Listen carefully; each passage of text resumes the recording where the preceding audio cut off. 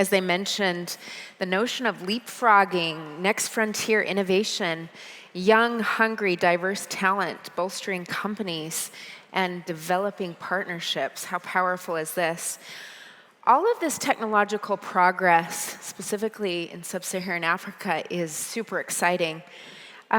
We also need to ask ourselves the question, will it make our world a better and fairer place for everyone? Here to explore how the public and private sectors need to work together, please welcome Hans-Peter Teufers from the UPS Foundation, Edward Anderson from the World Bank, and to lead our discussion will be Sara de la Rosa from UNICEF and the Interagency Supply Chain. Please welcome them. A round of applause.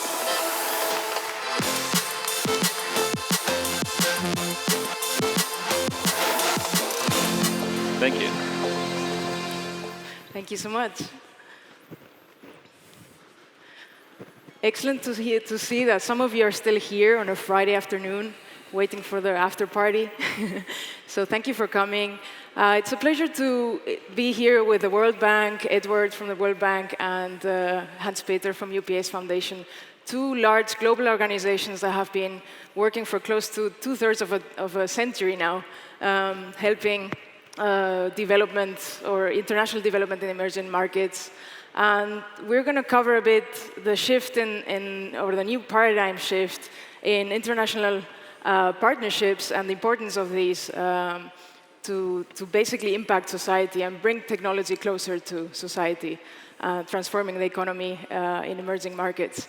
So I'll start with Hans-Peter. You have been 30 years now at UPS Corporate. You transitioned to the UPS Foundation a few years ago. And you've seen several changes. So UPS has a large impact. You've got several pillars of work that you carry out. Emergency response and disaster response is one of them. Why don't you tell us a little bit about how the establishment of partnerships is structured in such a scenario and how UPS is helping societies during disasters? Thanks a lot, Sara, and thanks for having me here. We are talking about cooperation and about multilateral partnerships, and I brought two examples. And I see there's one already in the slides that you see, a logistics partnership that is related to relief and resilience. I should say that the UPS Foundation is dealing with a number of projects on one hand, and on the other side, we are offering humanitarian relief. All is related to community resilience and community involvement. And of course, one of the most obvious activities is when a disaster strikes somewhere, and you see the picture right in the middle of that slide here, I think without words, without saying anything, this is, of course, the worst thing that can happen. And it happens every time, several times a year. Just recently in Mozambique, but as well in other places. There's one partnership I would like to focus on here, and that is coming out of a discussion led by the World Economic Forum a number of years ago. There was a so-called logistics cluster created, and within that logistics cluster we have a number of fine brands, amongst them UPS, but as well Agility, Maersk, DP World, the port company out of Dubai. And what we are doing there, we are all bringing the strengths that we have to the table, with UPS having a network of airplanes, a lot of road transportation, Maersk dealing with sea, with DP World working with ports. So everything that is related, critical infrastructure points that have an issue, that are creating issues. When a disaster needs to be managed somehow, we are trying to deal with. In the logistics cluster, we have logistics emergency teams, people that are deployed, that are going into countries and trying to help with critical infrastructure, with customs, with airports, whatever it is. That is the task up from a certain size of an emergency. So the last big one where my organization was involved in was Japan, where we deployed people when there was an earthquake and then in the aftermath, heavy storms coming in. So, so this is, from my perspective, a very effective way to cooperate in a multilateral partnership led by the World Food Programme, a UN organization, offering as well, that level of balance within that group. And at the end of the day, nobody can afford the results alone, but altogether in that group, we could afford a lot. And there have been many deployments in the past, about 10, 12 years right now, since the LETs are on board. And this is related to emergency mainly. There's a little bit of a resilience in, but mainly emergency, so instant deployment. Now, if I may switch to the next slide, then I would like to talk about the another cooperation, which is offering as well the link to high tech, the link to innovations, and that is the Ghana drone delivery project that we have recently announced a few weeks ago only. Some of you might have heard that there is a drone delivery project as well going on in Rwanda. So the Ghana project is based on the Rwanda experience, where we started with drone networks together with partners, with Gavi, with Zipline, which are on board right now here in Ghana as well. And the former Rwanda 2016 started project was focusing on blood supply.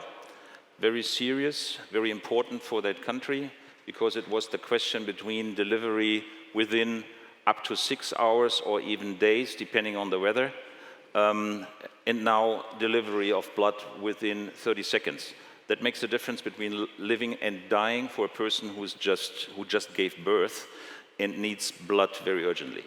So Rwanda, in the meantime, is covered completely. We took our experience, brought to Ghana, and with the same setup, more or less, with Gavi, with Zipline, the drone operator, with the Ghana Ministry of Health, UPS Foundation, we start building that network, which is consisting out of, and you see that in that slide, out of 4 circles, starting in Accra down in the south, where a nest is already established, and then we will go north, and we will have to define amongst the partners where the locations should look like. At the end of the day, what we would like to achieve is having 2,000 health centers serving about 15 million people, which is half of the population of Ghana, roughly half of the population. And last but not least, and that is relevant as well, within that 2 years period over when we want to develop that type of a network, we are not focusing on blood samples only, or on very small number of commodities, but we want to go up to 148 high priority products that are defined already.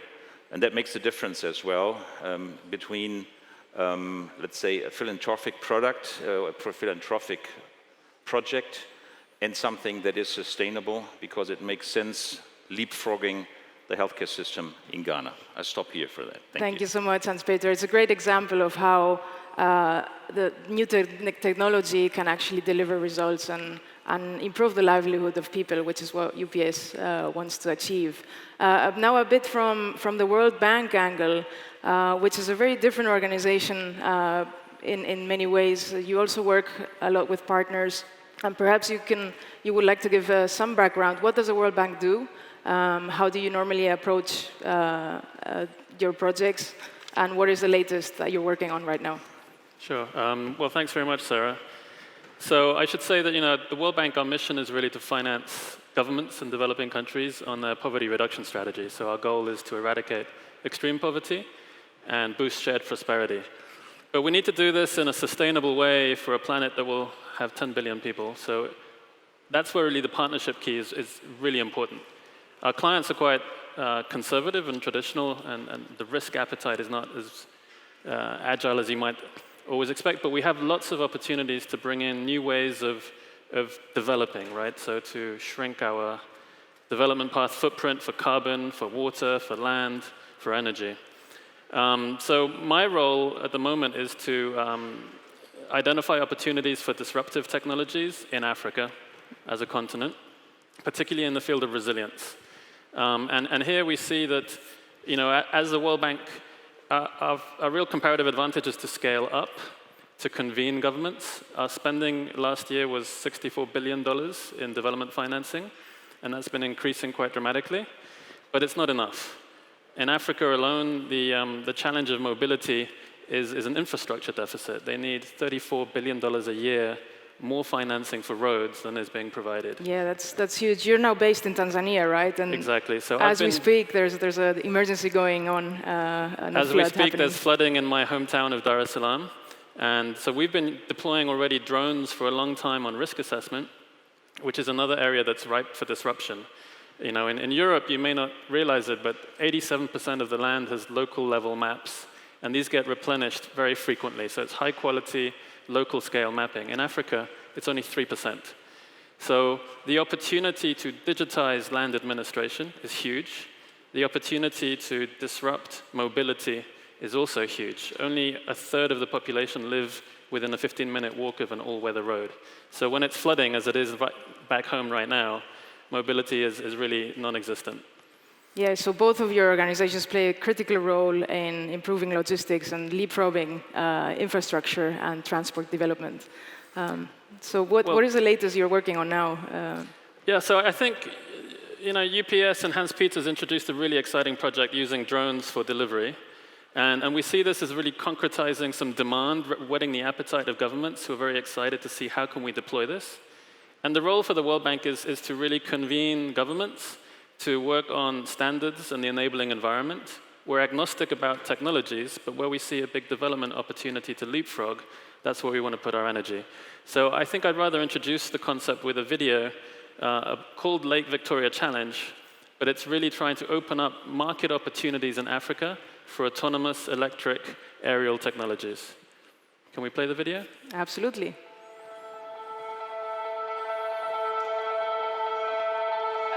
East Africa is becoming the hub for cargo drone innovation and testing, from Rwanda's blood delivery project to Malawi's drone corridor. Now the city of Mwanza in Tanzania is launching the Lake Victoria Challenge, an annual showcase for the advances in drone cargo delivery, bringing together experts in health supply chains and transportation with cutting-edge global technology in autonomous aerial cargo delivery, providing solutions that can make a difference in the hard-to-reach communities of the Great Lakes region.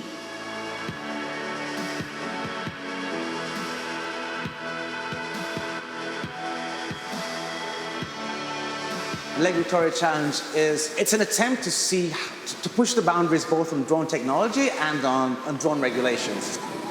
There is a need for us to leapfrog for the economic development of our country. This is why the government supports this innovation. I've seen things, I've heard things which maybe I didn't know in the past. So we hope when you go back home, we're going to implement some of the things that we had here, which we feel like they can also help us back home in Malawi. Airspace is money. Airspace is business. They are bringing about maximization of utilization of the airspace. Scheduled to take place in Mwanza, Tanzania in late 2019. Join us at lakevictoriachallenge.org. Keep Africa rising.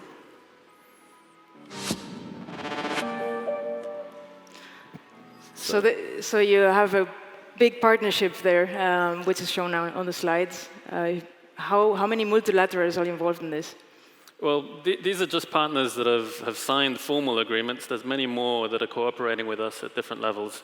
And as you see from the video, the opportunity in African rural economic development is huge, and it's beyond just healthcare. It's mapping, it's agriculture, it's spare parts, it's mobile finance. So we as World Bank are not experts in the technology specifically, but we do have that convening power to bring regulators together with logistical agencies with entrepreneurs. So we're looking for a broad platform that will appeal to entrepreneurs, and that's the competition element. We have teams from all over the world bidding to compete on different challenge categories. But in parallel, we're having these regulatory summits, these logistical user implementation guides and technical support. So it's very much looking at the ecosystem for autonomous delivery and mapping in Africa. And we work with World Food Programme, UNICEF, World Economic Forum, and development partners. We wouldn't be able to do it without a strong commitment from the government of Tanzania as our host, but it's really looking broadly at all of Africa. So we expect this year to be convening 20 to 25 government regulatory agencies from across Africa, together with the world's cutting-edge drone expertise, focused on African problem statements. And in fact, I'm wearing the T-shirt today of African Drone, which is the Association of African Drone Entrepreneurs and Drone Pilots. That's right. Your background is actually aerospace engineering and entrepreneurship, right? That's true. So I've got a question from the audience I like to ask to UPS Foundation, since you basically are familiar and you've been in the corporate side. The question from the audience is that more and more companies start partnerships for marketing and sales purposes. How do you basically incentivize those companies to actually do those partnerships with incentives for social good, as opposed to sales and increase in their commercial outreach? Well, I have to say, though, that the partnership that we are having in Rwanda and in Ghana is a partnership based on the humanitarian efforts that the foundation is undertaking.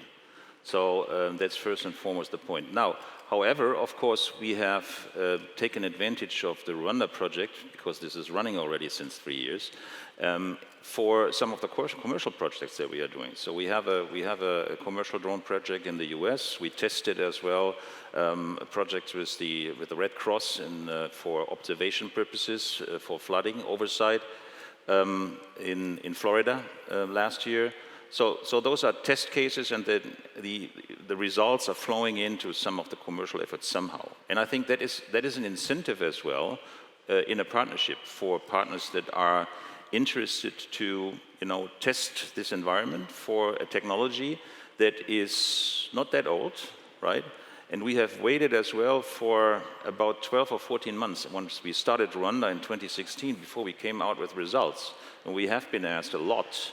And I would assume that Zipline was even more pressed to come up with projects in other countries in Africa, because every African country wants to leapfrog, right? Because of the infrastructure that is not in the best shape, and the weather conditions, and the need as well in order to save people and build up that type of a good, at least sufficient emergency system for medical care. We have medical care and healthcare distribution within the UPS Corporation as one of the strategic imperatives. It's one of the growth areas since years. And so therefore, results and some intelligence out of those type of projects help us as well, to build even stronger partnerships with new methods to deliver. In Africa, it's a great test field. So I like this Lake Victoria challenge, no doubt. So it's a good way to test and as well to localize, no doubt. I saw a lot of people from Africa there in the video. And I think localization, which is one of the trends right now within the humanitarian sector, is as well localization of technology to a certain extent. That's relevant. Hope that answers the question. So there's another question from the audience. Who is responsible for creating the social good startups? And I believe World Bank, perhaps with the Lake Victoria Challenge, you're creating an enabling platform, right, for new startups to showcase their technology for social good. How do you see this evolving in the future? How do you see the next evolution in that? Very hard to predict with technology. I think we have a couple more slides. I can show some of the tech startups that are getting involved. But what we're doing is we're picking strategic partnerships that are all pulling in the same direction. So, a big important role. None of this works without governments having smart regulation and an implementation plan, a strategy. Mm-hmm. So we're working with World Economic Forum, ICAO, which is the UN agency, International Civil Aviation. In this year, it's 3 use cases. So there's emergency delivery, there's sample collection, which is very important for disease surveillance, especially in the Lake Victoria Basin. And then there's a mapping, find and assess challenge, which really combines both long-range mapping and artificial intelligence for image analysis. And these numbers represent the teams from around the world that have registered and passed stage 1 to compete in these challenges. So if we could show the map, you can see these are the startups. It's really a global industry. We don't know where the next breakthrough technology will come from. But what we really want to do is attract them to the opportunities in the African market, which we think will be different to industrialized world. The use cases are different, the scale is different, and it really is at the frontier for drone delivery, as we've seen from Rwanda and now in Ghana. But the next step for the World Bank to do is, countries will choose their markets and their technologies, but the human capital is essential. So we're looking to partner with UNICEF on something called the African Drone and Data Academy, which we're very excited about, to build the skills and to build the understanding of what this new economy looks like. We have to have harmonization on things like certification for aircraft, qualification for pilots, fees and registration, and moving towards air traffic management systems that allow the sky to be shared between robots and humans, which I think is the next frontier and where this is going. Thank you. I have another interesting question from the audience, which I'm trying to find now because it disappeared. Just trying to remember where it was. It was basically, what is the role of investment firms and venture capital firms that they can have in the startup world, and how can they work with organizations such as UPS and World Bank and the international organizations that you work with? Is that the question that has been come up in your work so far? Do you want to take Well, it's a good question, so therefore I'm thinking a little bit about it. The point is, of course, the partnership that we have now in place in Ghana and we had in Rwanda was an initiative that we have undertaken to a certain extent, right? So that means that the roles are set in that regard. Now, of course, investors can play a role and venture capital can play a role if, in case other countries are interested in such a type of leapfrogging. But I think for investors and for startups, it is massively relevant that there is a value proposition behind it. So there needs to be a return on invested capital at some point, right? And that's, of course, a big question. So that is maybe easier for a foundation that is working with philanthropic money, at least for a certain period of time, in order to test the water, right? To find out is that possible? What the vision of the state maybe is. Like Rwanda had that vision, and Ghana now has that vision as well. They want to do it. The question is it working, right? Now we think it can work, and it can be as well a model which pays off. Definitely on quality, and then at some point as well from a financial perspective. The question is that enough for a venture capitalist or investor that wants to go into that and, I don't know, invest maybe 10, 15, 20 million or more, right? So for Ghana, we now invest in about 3 million. On the World Bank side, if I may, we do have a private sector arm, the International Finance Corporation, that does invest about 11 billion a year of its own resources, but brings in partners, other finance to mobilize of an even greater amount. In the Lake Victoria Challenge, for example, we really welcome all sorts of partners, and we are looking to convene an industry expo with African startup entrepreneurs in the sort of drone ecosystem. They're not necessarily drone companies, but they may be logistics company, mapping company, looking to break through into a new market. So we're organizing a business model competition to bring the alphas from Africa to the expo, and we would invite any investor who wants to have access to local entrepreneurs, pilots, startup companies with markets and customers. That will be on December 3, 4, and 5 of 2019 in Mwanza, Tanzania. So do stay tuned on the website, and please do come if you're looking to partner in the African drone ecosystem. Definitely, I think that's a great message, and we're in the right event for giving this message across. Is there any final words? We have 2 minutes left. Anything that from UPS Foundation you think? If I may just repeat one sentence I made already in the beginning, and that is, together you can achieve more than you can achieve alone. So working in a silo is probably not the right way to do. That's one of the reasons why we have many partnerships, and these are only a very few examples. We have partnerships in different areas. That's the tech area with the drones. We have active partnerships working on resistance and resilience in different other countries where entire industries are working together. the nature of that, or let's say the basic understanding of the partners there is, if you work in the silo, you can only achieve so much. So finding the right partners with the same set of values on one hand, and then good partners as well, like World Bank, like UN organizations, like Red Cross, going together with the government on the same road usually helps leapfrogging. That would be my message. Thank you so much. I think I'll leave it here, and there are many interesting questions from the audience, and I think I would invite those that have not been answered yet to reach out to the speakers after this presentation. Oh, the blockchain question is coming up again. Yeah. Thank you. Thank you so much. Thank you so much. Fantastic. Appreciate it.